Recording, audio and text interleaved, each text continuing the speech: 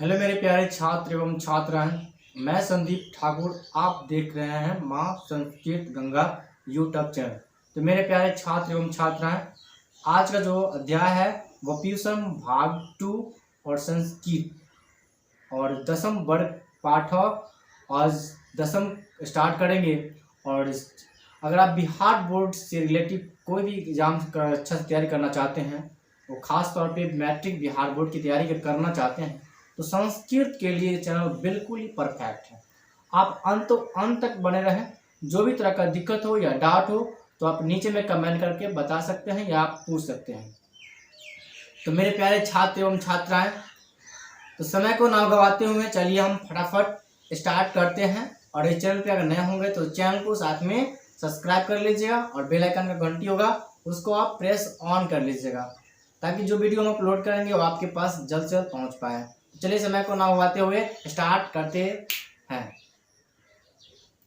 चलिए हम आज पढ़ेंगे वो है दसम पाठ मंदाकिनी वर्णम। आज हम चैप्टर को पढ़ाएंगे कि मंदाकिनी वर्णम पाठ में क्या क्या विशेषता है और क्या क्या इसमें उत्पन्न किया गया है। यह एक वाल्मीकि रामायण द्वारा यानी कि अयोध्या कांड के द्वारा इसमें समाहित किया गया है। इसमें बताया गया है कि यह 5वें सर्ग में उपस्थित किया गया है और इनमें सीता राम लक्ष्मण के बारे में भी अध्ययन करके बताया गया है और चित्रकूट पर्वत के रहस्य के बारे में बताया गया है। तो चलिए इनकी पूरी जानकारी लेने के लिए आप अंत तक बने रहें। यह मंदाकिनी वर्णम पाठ से लिया गया है, यानी कि दसम वर्ग पाठ। इनकी दसम पाठ यानी कि दसम वर्ग के लिए यह वीडियो बहुत ही इंटरेस्टिंग है। आप अंत तक बने रहें। चलिए समय को न गवाते हुए अध्ययन के विषय में हम अच्छी तैयारी करते हैं।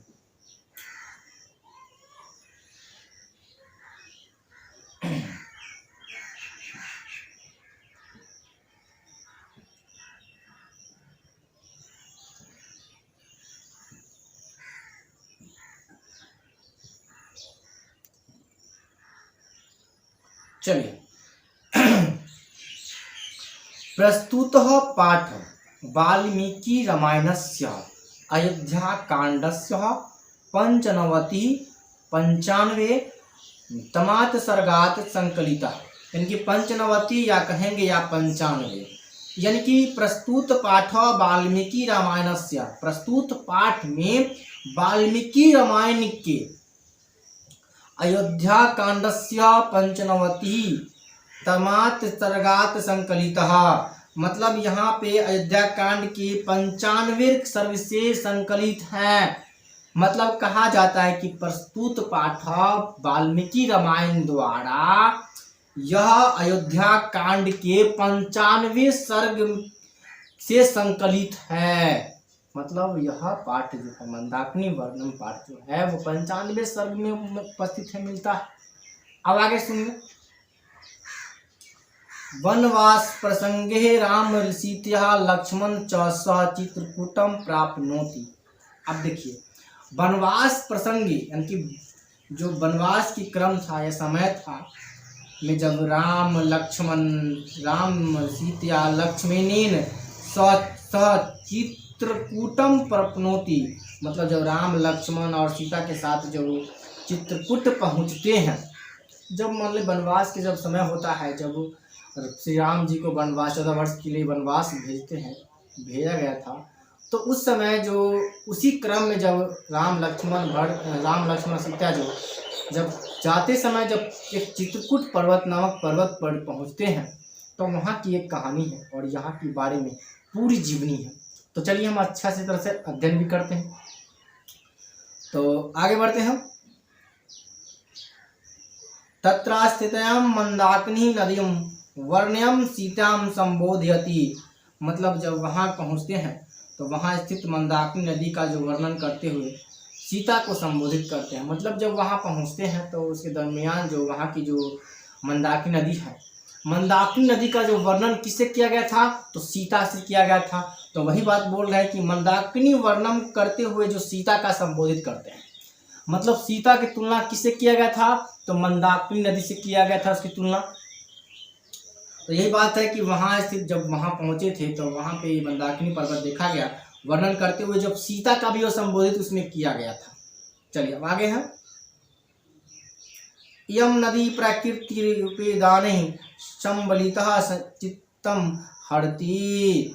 अब आगे सुनिए कि जब यहाँ पर दिखा गया यह नदी जो था, यम नदी प्रकृति प्रदाने संबलितः चितम हरितः हरति, मतलब जो वहाँ पर देखा गया कि यह नदी जो है प्रकृति संपदा यानी कि प्रकृति संस्था कहे, संसाधनों कहेंगे, संसाधनों से युक्त जो है हृदय से संपन्न करती है।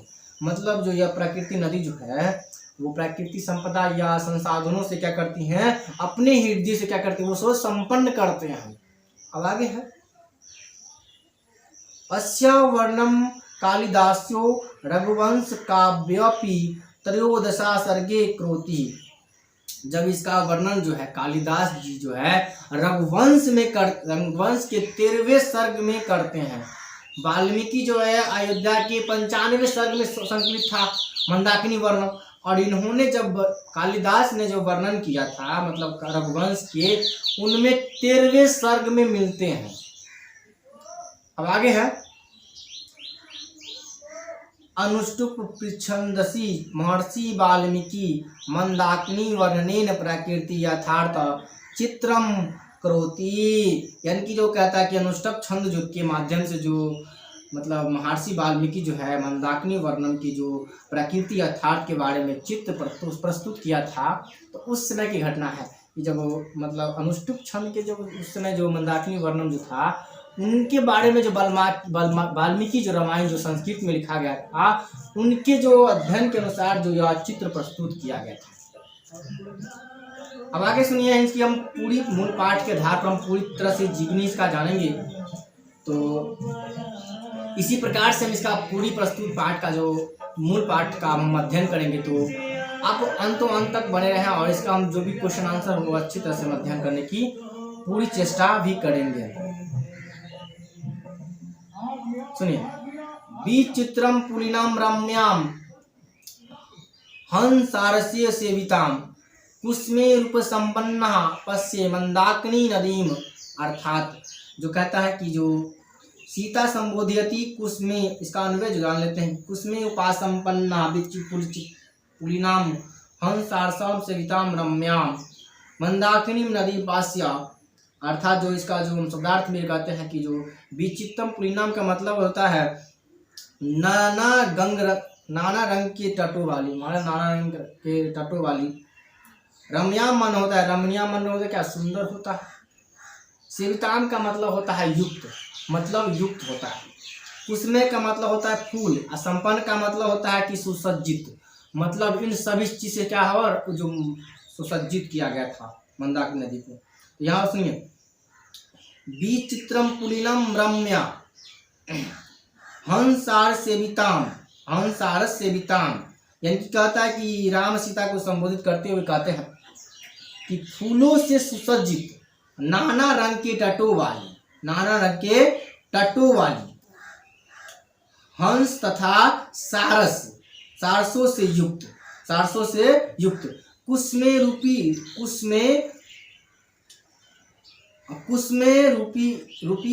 कुसुमे उपासंपन्न पश्य मंदाकिनी नदीम। अर्थात जो कहता है कि युक्त ये सुंदर रमणीय नदी को देखो। मतलब सीता जी को संबोधित करते हुए कहते हैं, हे सीते, इस मंदाकिनी नदी को देखो, फूलों से सुसज्जित है और किसी नाना रंग वाली तटों को देखो, हंस तथा सारसों को से युक्त सुंदर रमणीय मंदाकिनी नदी को देखो। मतलब सीता जी को संबोधित करते हैं, मतलब ये देखो सीता, इस नदी के चारों ओर कैसे फूल से भरा हुआ नदी है। लगता है स्वर्ग में रहने वाली जो स्त्रियां होती है या स्वर्ग में रहने वाले जो देव ऋषिगण जो होते हैं यहीं स्नान करने के लिए आते हैं। मतलब यह नदी जो था एक ब्रह्मास्त्र की तरह यह घिरा हुआ था। इस नदी के चारों ओर फूलों से सुसज्जित किया गया था और यह नदी जो था बहुत ही मतलब सुंदर और रमणीय लगता था, जिसे यहाँ पर सीता को इस नदी के द्वारा समर्पण किया था। जैसा सीता का मुख था उसी प्रकार नदी का भी तुलना किया गया था सीता के साथ। तो इसलिए राम कहते हैं, हे सीते, इस नदी के चारों ओर, मंदाकिनी नदी को देखो कैसे फूलों की तरह सज्जित है और कैसे यह सारसों से युक्त भी है। सर मतलब हंस और सारसों से युक्त है। और यहाँ इस नदी की तुलना को जितना भी व्याख्यान किया जाए जितना ही कम। अब आगे हम पढ़ते हैं। नाना विधि स्त्री रूपे व विदते पुष्प फल द्रोमे रजयंती राजराजस्य नलिनीमिव सर्वथा। यानी कि कह रहे हैं अब यहाँ पर कहता है नाना विधि का मतलब होता है कि विभिन्न प्रकार के, तिरुरुहे माने होता है तट से युक्त, पुष्प फल द्रुमे का मतलब होता है कि वृक्ष, फल, फूल और फल, और सर्वत्र का मतलब होता है सभी और या हमेशा भी होता है। राजांतिम माने होता है शोभित होता है, और राजस्य का मतलब होता है कुबेर के, और नलिनीम का मतलब होता है कि कमलीन होता है। तो इस प्रकार कहते हैं, सीता कहते हैं नाना विधय तीरे रुहे पुष्प फल द्रुमे, अर्थात कहते हैं कि हे सीते, विभिन्न प्रकार के तटों वाली, फूल, फल और वृक्ष से युक्त। अब आगे है राजंती राजस्य नालिनीमिव मंदाकिनी सर्वतः।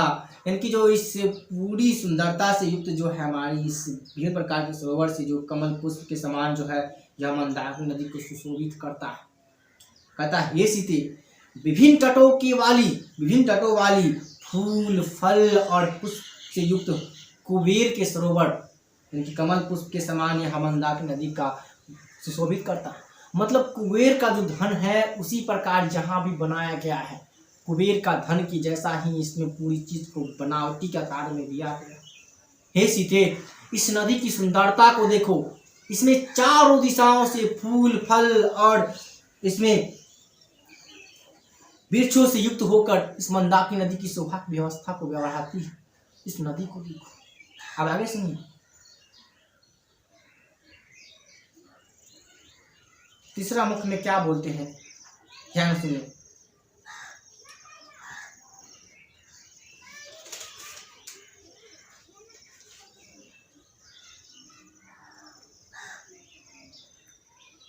मृगयूथानि पितानि कलुषाम्भांसि संप्रतम तीर्थयानि रमणीयानि रतिम संजयंती में। अर्थात पदार्थ इसका जान लेते हैं। संप्रतम का मतलब होता है इस समय होता है। मृगयूथा निपितानी का मतलब होता है कि पशु पक्षियों द्वारा पाए गए। कलुषाम्भांसी का मतलब होता है दूषित नीर। रमणीयानी का मतलब होता है कि मन को मोहने वाली। कहता है कि मृगयूथा निपितानी कलुषाम्भ्यांसी संप्रतम तीर्थयानि रमणीयानि रतिम संजयंती में। अर्थात कहता है कि इस समय जो पशुओं के द्वारा जो पिए गए दूषित नीर जो है से युक्त जो यह है रमणीयानि तीर्थ जो है मन में भावना का संचार पैदा करता है। मतलब जो इस मंदाकिनी नदी जो है इसमें जो पशुओं के समूह द्वारा पिए गए पानी के द्वारा जो इस जल का जो है मतलब नीर जो है दूषित हो गया है। यह हमारे मन को क्या करता है, कलुषित करता है। मन युक्त होकर रमणीयानि तीर्थ को क्या कहता है कि मन में दो भावना का संचार पैदा करता है। ठीक है, अब आगे है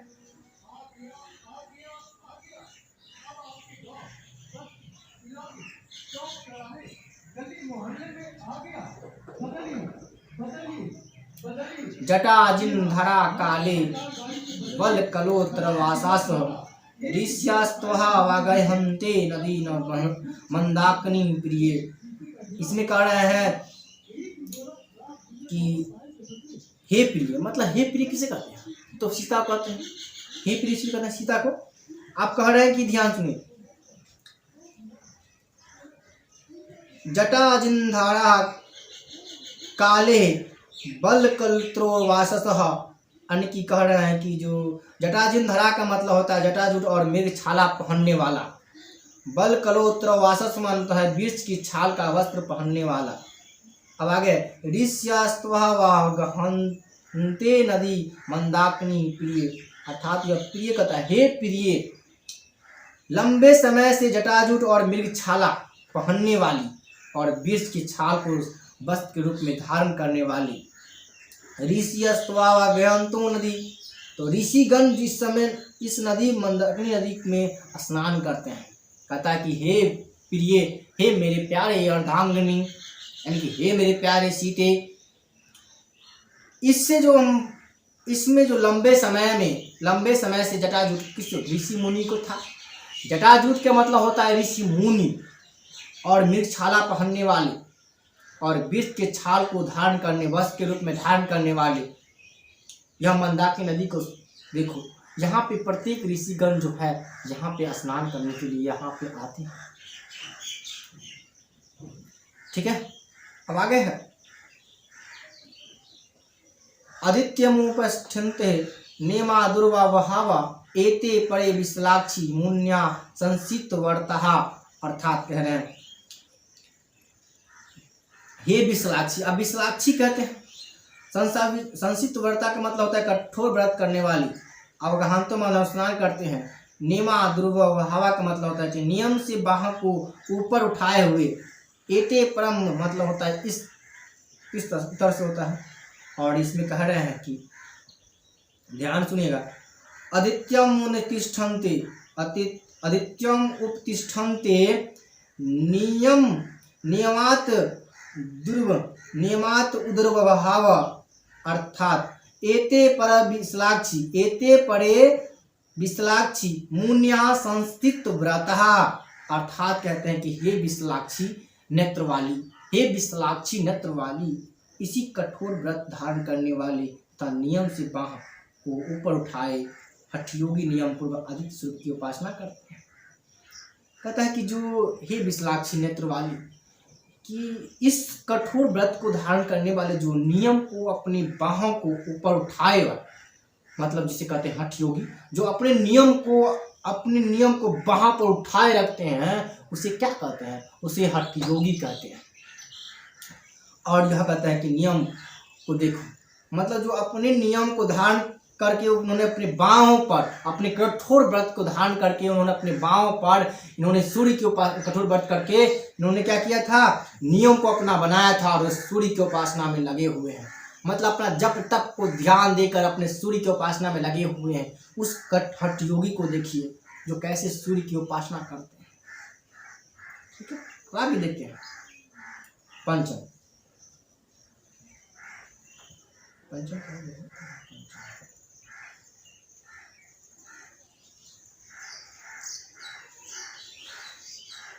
मारुतो ददूधूत शिखरे परिणीतम ई पर्वतः पादपे पुष्पपत्राणि श्रीजादार्भितो नदीम।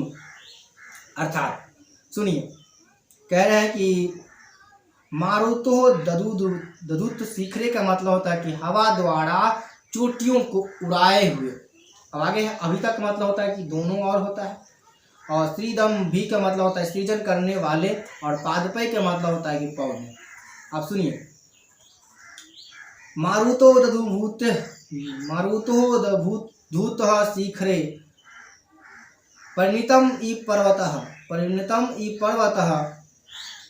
पादपय पुष्पपत्राणि श्रीजद्भितो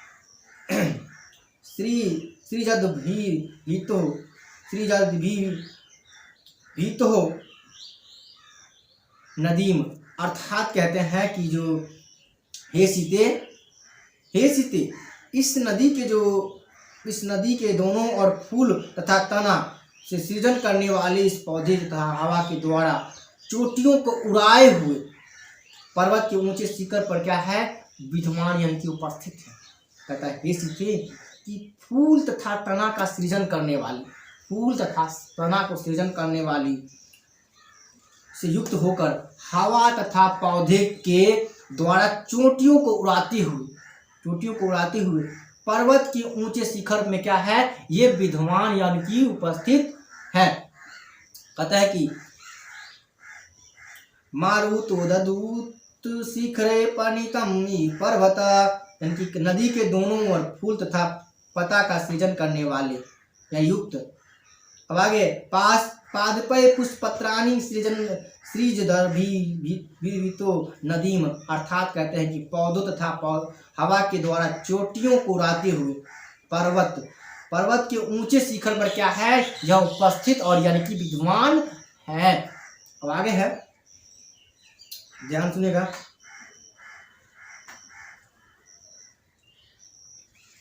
सातवां है, क्वाचित मणिकृशोदम क्वाचित पुरीनशालिनीम क्वाचित सिद्धाजनानि किरणः पश्य मंदाकिनी नदीम, अर्थात कहता है कि क्वाचित मणिकृशोदम क्वाचित पुरीनशालिनीम क्वाचित सिद्धांत जाना किरणः पश्य मंदाकिनी नदीम, अर्थात मणि की यशोदम का मतलब होता है कि मणि के रंग के समान जल वाली, मतलब जो मणि के समान जो है जल वाली। अब हम नदी के अंदर की बात करेंगे। अब कह रहे हैं कि सिद्धन जना माना कि ज्ञानी जनों से, और किरणा का मतलब होता है कि परिपूर्ण यानी कि पूरा हो गया। पुरीन शालिनी का मतलब होता है तटों से युक्त। पश्य का मतलब होता है देखो। अब यहाँ पर सीता कहते हैं हे सीते। अब क्वाचित मणि यशोदम क्वाचित पुरीनम शालिनीम, अर्थात कहता है कि हे सीते, कभी मणि के समान जल वाली सुंदर तटों से युक्त, मतलब हे सीते अब मणि के समान उस तट को देखो, मंदाकिनी नदी को देखो, उसके जल को देखो, कैसी मणि के समान वह चमक रही है। अब हम उसके आगे बढ़ते हैं।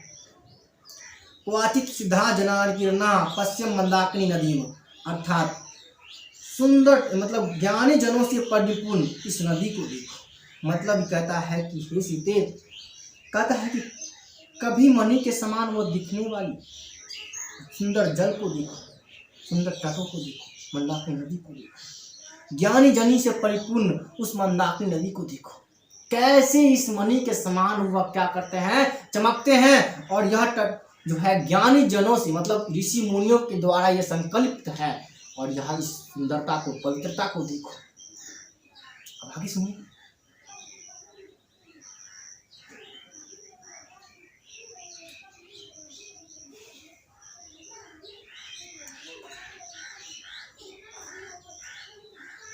आगे है 8वां स्टेप है, निर्धुतान वायुनाम पश्याम विततान पुष्प संज्ञान पुपल्यमानान प्राणहं पश्यम त्वम जल मध्यगान, अर्थात कह रहे सुनिए।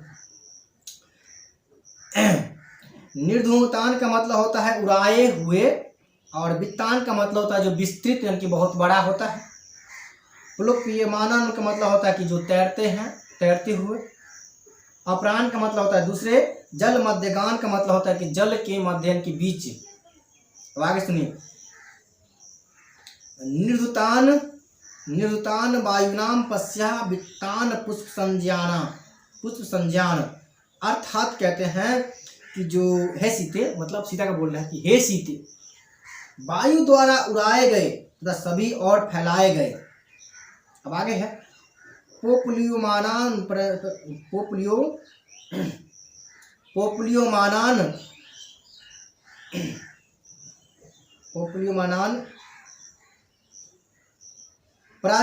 प्रांस्पश्यम त्वम जल मध्यगान, अर्थात जो कहते हैं कि जो मतलब वायु द्वारा उड़ाए गए और सभी और फैलाए गए उस जल के बीच तैरते हुए फूलों के संग्रह को देखो। मतलब जो कहता है हे सीधे, मतलब वायु द्वारा उड़ाए गए और सभी और फैलाए गए जल के बीच में तैरते हुए फूलों के संग्रह को देखो। मतलब कहता है हे सीते, अब देखो यहाँ पर उस वायु द्वारा उस नील शिखर को उड़ाया गया और उस मंदाकिनी नदी में जो पुष्प की और भांति तैरता है, उस पुष्प को मणि फूल को देखो, कैसे सुशोभित करता है इस मंदाकिनी नदी को। अब आगे सुनिए। 9 अधिरोहंती कल्याणी निष्कुजंता सुभागिरा दर्शनम चित्रकूटस्य मंदाकिनीश्च शोभने। आप सुनिए। अब यहाँ पर एक बात है, इसका शब्दार्थ पहले जान लेते हैं।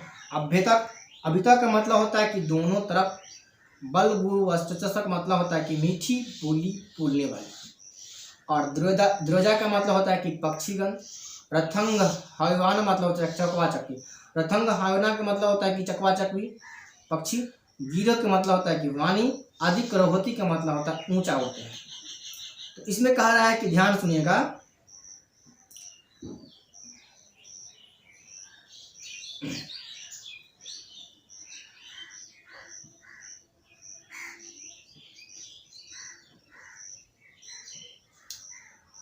तश्चाति बलगुलो वाचसो रथंग हायनः द्विजा अधिरोहंती कल्याणी निष्कुजंता शोभा विरह। अर्थात कहता है हे कल्याणी। आप कल्याणी किसको कहते हैं? तो सीता कहते हैं। हे कल्याणी किसको संबोधित करते हैं? तो सीता को कहते हैं। चलिए, हे कल्याणी, नदी के दोनों ओर ऊंचा उड़ते हुए तथा चकवा चकवी मीठे वचन बोलते हुए पक्षी शुभ वाणी बोलते हुए देखो। मतलब कहता है हे कल्याणी, हे सीते, नदी के दोनों ओर ऊंचा उड़ते हुए तथा चकवा चकवी पक्षी तो कोयल गिराते हैं ना, कोयल, हाँ कोयल मीठी बोलने वाली कोयल, चकवा चकवी पक्षी को देखो कैसे मीठे वचन बोलते हुए पक्षी शुभ वाणी बोलते हुए उस पक्षी को देखो। कहता है हे सीते, मतलब मीठी बोली बोलने वाली और वायु, मतलब नदी के दोनों ओर वायु के द्वारा आसमान ऊंचा उड़ते हुए उस ऊंचा उड़ने वाली पक्षी को देखो कैसे मीठे वचन बोलते हुए पक्षी को सुंदर वाणी, उनकी शुभ वाणी को देखो कैसे सुंदर सुशोभित करता है। कि जब नदी के चारों ओर मीठी वाणी अगर नजर आए तो आपको क्या लगता है कि इससे आपको अवगत नहीं होंगे, आपको मन को, दिल को मोहित कर देगा। कहता है हे कल्याणी, इन नदी के दोनों ओर देखो, ऊंचा उड़ते हुए चकवा चकवी पक्षी की सुंदर वाणी को देखो कैसे दिल को मोहित कर रही है। ठीक है, अब आगे सुनो, लास्ट है 10वां। दर्शनम चित्रकूटस्य मंदाकिन्यश्च शोभने अधिकम पूर्णवाश्च मंथे मन्ये च दर्शनात्। अर्थात कहता है ये शोभनी। अब कहता है कि दर्शनम चित्रकूटस्य मंदाकिन्यश्च यते शोभने अधिकम पूर्वासात च मन्ये तब च दर्शनात्। अर्थात कहते हैं, इसका शब्दार्थ जान लेते हैं कि शोभने का मतलब होता है सुंदरी होता है, दर्शनम का मतलब होता है जो दर्शन की अभिलाषा रखता है, और पुरस्वाद का मतलब होता है जो महल में रहने वाले की अपेक्षा होता है। कहता है दर्शनम चित्रकूटस्य मंदाकिन्यश्च शोभने। कहता है हे शोभने, यहाँ पे चित्रकूट मंदाकिनी की यदि दर्शन होता है तो अधिकम पूर्णवाश्चत मन्यः तब च दर्शनात्, तब जाके महल में रहने वाले से अधिक महत्वपूर्ण माना जाता है। कहता है हे सीते, यानी कि हे शोभने, जितना यहाँ पे मन मोह जाता है, मेरा जो चित्रकूट की मंदाकिनी नदी जो है यहाँ पर दर्शन के लिए होता है, उतना महल में रहने वाले स्त्रियों को देखने में नहीं होता है, महल में रहने से ही नहीं होता है। जितना यहाँ पे मुझे आत्मा की तृप्ति होती है वैसे ही वहाँ पे मुझे आत्मा की तृप्ति नहीं होती है। इस नदी को सुंदर और शोभा को, व्यवस्था को देख के मुझे इस दिल और दिलवा को यहीं पर समाप्त करने का योग्य करता है।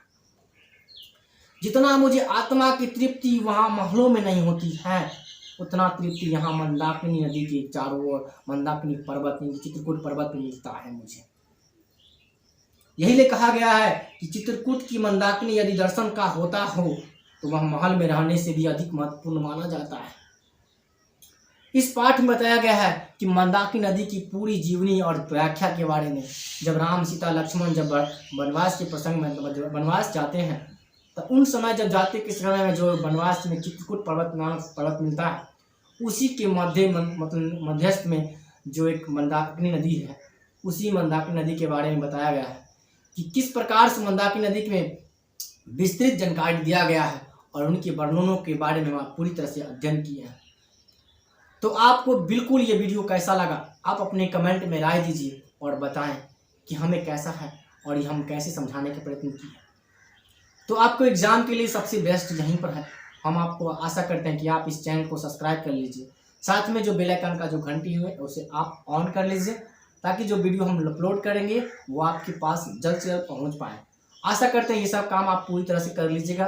तो मेरे प्यारे छात्र एवं छात्राएं, तो अगर इस चैनल पे आप नए होंगे तो चैनल को सब्सक्राइब कर लीजिए और साथ में जो बेल आइकन का घंटी होगा उसको प्रेस ऑन कर लीजिएगा, ताकि जो वीडियो हम नया वीडियो अपलोड करेंगे तो आपके पास जल्द से जल्द पहुंच जाएंगे। इतना छोटा सा काम कर लीजिएगा। चलिए मेरे प्यारे छात्र एवं छात्राएं, मिलते हैं नेक्स्ट वीडियो में। तब तक के लिए जय हिंद, जय Bharat. Thank you for watching my dear friends. Love you, bye bye, जय हिंद।